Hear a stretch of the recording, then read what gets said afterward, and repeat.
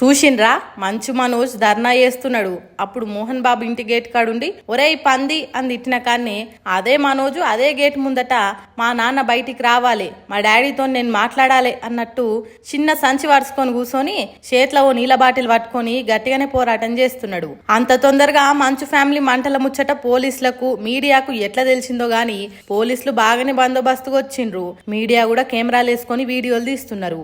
ఇప్పుడిప్పుడే చల్లారుతున్న మంచు మంటలు మళ్ళా ఎందుకు అంటుకున్నాయి అంటే అంతా మంచు విష్ణు చేస్తున్న గడుసు పనులతోనే అంటున్నాడు మంచు మనోజు. తన బిడ్డ పుట్టినరోజును జైపూర్ లో చేసుకుందామని రాజస్థాన్ రాష్ట్రం బయలుదేరిండట.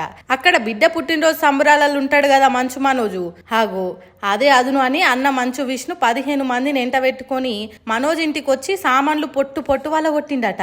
ఇంట్లున్న కార్లు ఎత్తుకపోయిండట.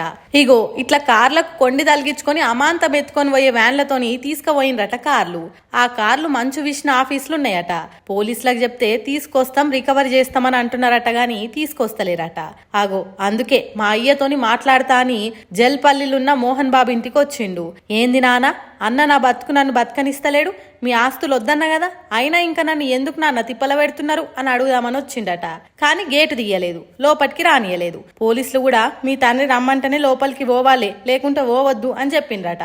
అందుకే ఇదంతా అవసరమా, కూర్చొని మాట్లాడుకుంటే అయిపోతుంది కదా అంటున్నాడు మనోజు. ఎన్నోసార్లు నా మీద దాడి జరిగింది, సాక్ష్యాలతో సహా పోలీసులకు ఇస్తే ఇంతవరకు కేసులు పెట్టలేదు అంటున్నాడు. మరి పోలీసులకు మోహన్ బాబుకి ఏదన్నా సోపతున్నదో మనకు తెలియదు గాని మనోజ్ కు న్యాయం చేస్తలేరని అంటుర్రు అతని ఫ్యాన్స్. చూడాలి మరి ఈ లొల్లి ఎన్ని రోజులు నడుస్తుందో, ఎంత దూరం పోతుందో.